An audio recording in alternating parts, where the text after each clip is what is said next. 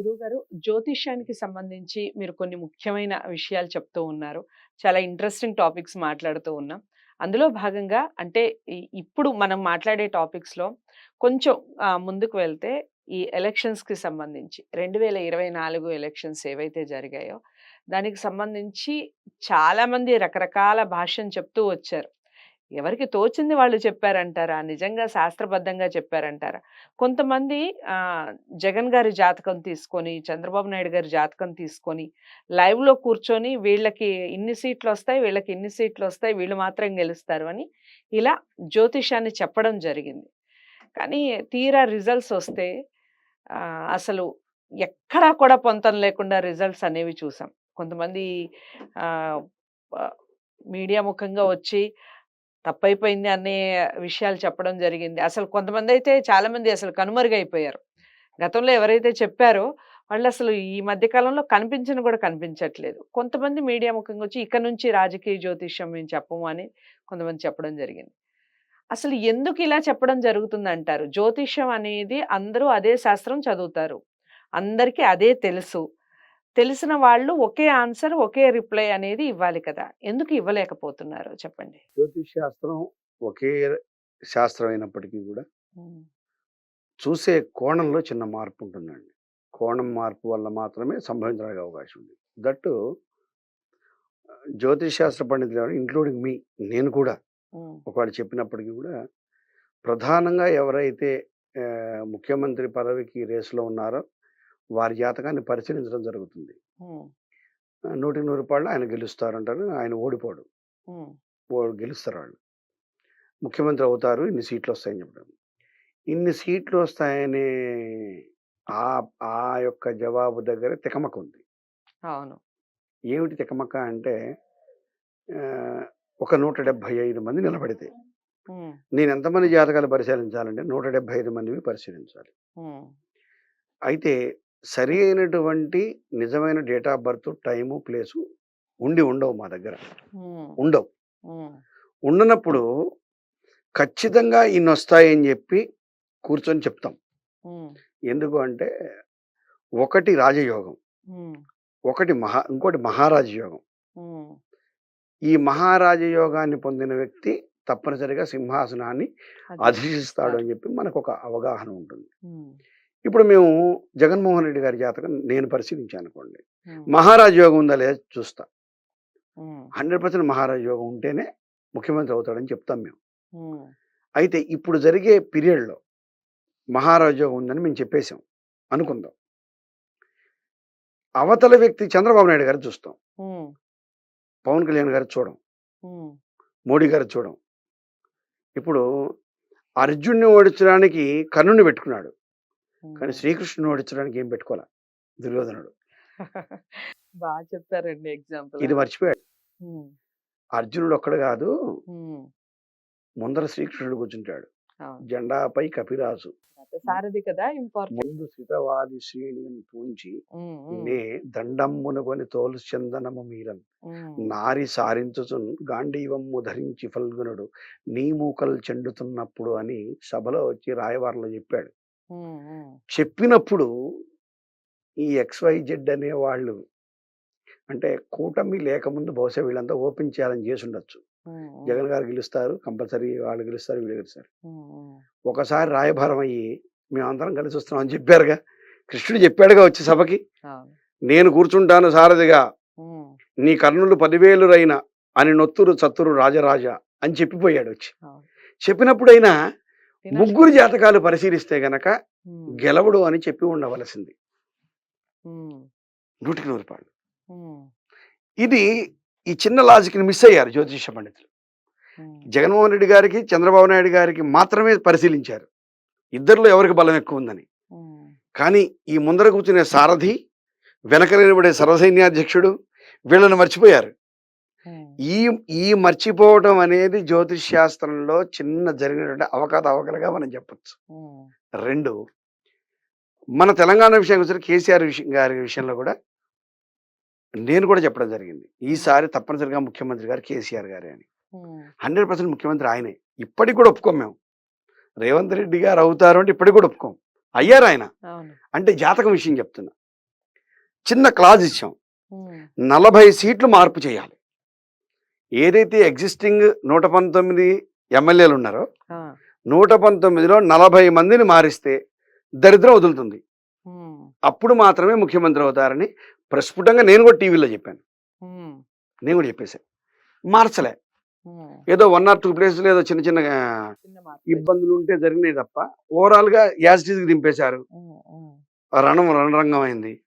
ఆ రణరంగం వల్ల ఇంకొకటి అయింది, ప్రజల్లో కూడా కొంత విశ్వాసాన్ని కోల్పోవడం జరిగింది. అహంకారము, కామక్రోధాలు, లోభమోహ మదమాత్సర్యాలు ఏదైతే సంకల్పంలో చెప్పి 6 ఉండకూడదు, ఆ 6 ఉండటం వల్ల దీపం కొండెక్కిపోయింది. అంటే జాతక ప్రకారం ఆయనకు అద్భుతమైన యోగం ఉండబట్టే ఆయన గెలిచాడు. ఆయన ఓడిపోలే ఎక్కడ. ఆయన ఎమ్మెల్యే గెలిచాడుగా. ఉంది ప్రతిపక్ష హోదా ఉంది, యోగం ఉంది, మరీ 0కు ఓడిపోలే. పొటాపటి 10 అంతే. ఎక్కడైతే విస్మరించాడో, సన్నీతులను ఎక్కడైతే తోలనాడాడో, ఎవరైతే నీతులు చెప్పి లేదా తన అనుకున్న వాళ్ళు ఎవరైతే విస్మరిస్తున్నాడో అక్కడ దుర్యోధనుడైనా అంతే, ఇక్కడ ఇంకొకళ్ళైనా అంతే, రేపు నేనైనా అంతే. సో దీని ద్వారా జరిగి ఉండాలి తప్ప జాతక పరిశీలనలో లోపం ఉండదండి. ఇంకొకటి ఏంటంటే మీరు అడుగుల ప్రశ్నలో ఒక చిన్న మార్పు కూడా ఉంది. చెప్పండి. వ్యక్తిగత ప్రేమ కారణం కూడా చెప్పచ్చు. ఇప్పుడు నాకు జగన్మోహన్ రెడ్డి గారు అంటే ఇష్టం అనుకోండి బాగా, నేను జగన్మోహన్ రెడ్డి గారు గెలుస్తారని చెప్తాను. అలా చెప్పకూడదు కదండి. అలా చెప్తున్నా, అంటే ఇష్టమైతే అంటున్నా. శాస్త్రాన్ని అపహాస్యం అంటే నా దృష్టిలో జగన్మోహన్ రెడ్డి గారి జాతకం అద్భుతంగా కనపడుతూ ఉంటుంది, వక్రం కనపడదు. అంటే మనం చూసే చూపును బట్టి శాస్త్రం మారిపోతుందా? మీకు చిన్న ఉదాహరణ చెప్తా. ఓ పిల్లవాడు రెండో పిల్లవాడిని కొట్టాడు, కంటి పైన తగిలింది ఇక్కడ. వాడు ఏడుస్తూ వెళ్ళి వాళ్ళ అమ్మ నాన్న చెప్పాడు. ఏమైందిరా అని అడిగారు. పక్కింటి అబ్బాయి కొట్టాడు అన్నారు. వాళ్ళ అమ్మ నాన్న ఆ పిల్లవాడిని తీసుకొచ్చారు.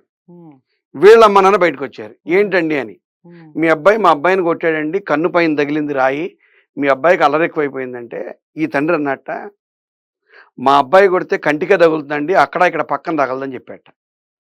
అంటే వీడి గురి ఎక్కువ అని అర్థం వీళ్ళ అబ్బాయి మీద. అర్థమైందా మీకు? వీళ్ళ అబ్బాయి కొడితే అట కంటి పైన తగలదట, కంటికే తగులుతాడ. అంటే కాబట్టి ఆ కొట్టింది మా అబ్బాయి కాదని చెప్తున్నాడు. తన అనే ప్రేమ మీద ఏం మాట్లాడుతున్నాడో అర్థం కాని పరిస్థితులు. అయ్యో కొట్టాడా అండి అని చెప్పి పిల్లవాడిని పిలిచి మందలిస్తే రేపు ఇంకోడిని కొట్టడు. కానీ ఈ భావం లేదు ఇక్కడ. మా అబ్బాయి కొడితే కంటికి తగులుతుంది, పక్కన తగలదే అని అనుకుంటున్నాడంటే తన అనేసరికి గురి బాగా కుదురుతుంది అనమాట. అట్లా అంటే మనం తప్పులు చెప్పేస్తూ ఉంటాం మనం అనేసరికి.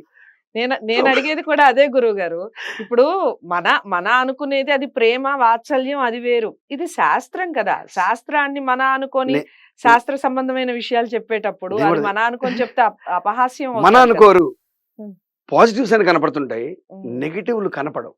ఒకళ్ళ కనపడిన రాజశ్యామల అమ్మవారు ఉన్నారు, అంతకుముందు చండీ అమ్మవారు, పాపం ఆవిడ కొంచెం వీక్ అయిపోయింది, మధ్యలో ఆవిడ పట్టుకోవట్లే.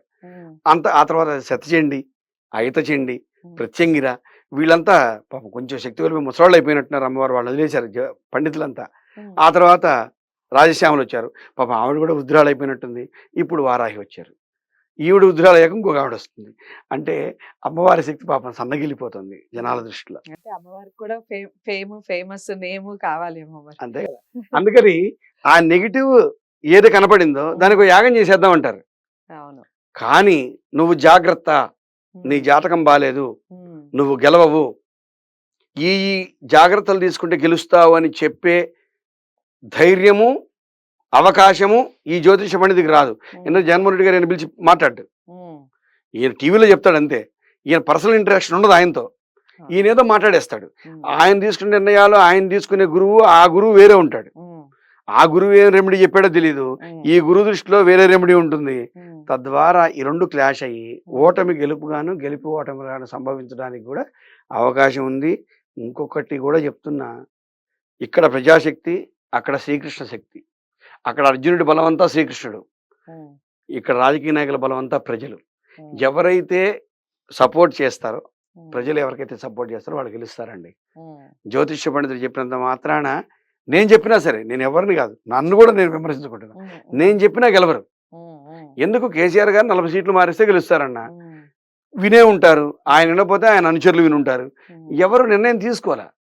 అసలు తీసుకుంటే ఇప్పుడు మీరు చెప్తున్న దాన్ని బట్టి నాకేమనిపిస్తుందంటే 175 మంది జాతకాలు కాదు చూడాల్సింది 7 కోట్ల మంది ప్రజల జాతకాలు చూడాలి. ఎవరు నూటికి కోటేస్తారో తెలవాలి కదా. నూటికి నూరు రూపాయలు. నూటికి నూరు. ఉమ్, ఎందుకంటే దృష్టి అంటే తెలంగాణ అభివృద్ధి దృష్టి, ఉమ్, తెలంగాణ ప్రాంతానికి కూడా మనం జాతకం చూడాలి. ఉమ్, చూస్తేనే ఎవరొస్తారు, ఎవరు రారు అనేది కూడా ప్రస్ఫుటంగా తెలుస్తుంది. కానీ అంత సమయం ఉండదు. టీవీలో వాళ్ళు అడుగుతారు, గురువుగారు ఎవరు గెలుస్తారంటారు. ఉమ్, అంటే అప్పుడున్నటువంటి పరిస్థితిని బట్టి మేము లెక్కేసి ఎవరి జాతకం బలంగా ఉంటే వాళ్ళ పేరు చెప్పేస్తాం, ఉమ్, ఉమ్, వీళ్ళే గెలుస్తారు అని. ఉమ్, అయితే నేనన్నట్లు ముందున్న రథసారథిని మర్చిపోవద్దు ఉమ్, ఉమ్. జాతకం చెప్పేటప్పుడు. ఆ రథసారథిని మర్చిపోతే రియాక్షన్ వేరే ఉంటుంది. ఇలాగే ఉంటుంది. ఇప్పుడు తెలుసుకున్నట్టు చాలా బాగా చెప్పారు. చాలా మంచి వివరణ ఇచ్చారు. ఇప్పటి వరకు మీరు ఎంతమంది జ్యోతిష్యుల విషయాల్లో ఈ రాజకీయాలకు సంబంధించి నేనే చాలా మంది ఇంటర్వ్యూస్, చాలా వీడియోస్ నేనే మన ఛానల్ ద్వారా చేసున్నాను. రకరకాల రిజల్ట్స్ చాలా మంది చాలా రకాలుగా చెప్పారు. ఇలాంటి విశ్లేషణ నేను కూడా వినలేదు. మరి మీరు ఇంతకు ముందు వినున్నారా? ఇలా ఇలా చూడాలి జాతకాన్ని అనే విషయాన్ని మీరు ఇంతకు ముందే తెలుసుకొని ఉన్నారు. ఈ విషయాలన్నీ కామెంట్ బాక్స్‌లో తెలియజేస్తూ ఇక నుంచి జాతకాలు చూడాలి, జాతకాలు నమ్మాలి అనుకున్న వాళ్ళందరికీ ఈ విషయం చేరాలి అంటే మీరు వీడియోని లైక్ చేసి షేర్ చేయాల్సిందే. ఛానల్‌ని కూడా సబ్స్క్రైబ్ చేసుకోవడం మర్చిపోవద్దు. గురువుగారిని జాతకాలకు సంబంధించి, వాస్తుకు సంబంధించి మీరు కలుసుకోవాలి అనుకుంటే స్క్రీన్ మీద కనపడే నెంబర్‌కి కాల్ చేయండి. తప్పకుండా మీకు అపాయింట్మెంట్ లభిస్తుంది. మరో మంచి వీడియోతో మళ్ళీ మీ ముందుకు వస్తాం. నమస్తే.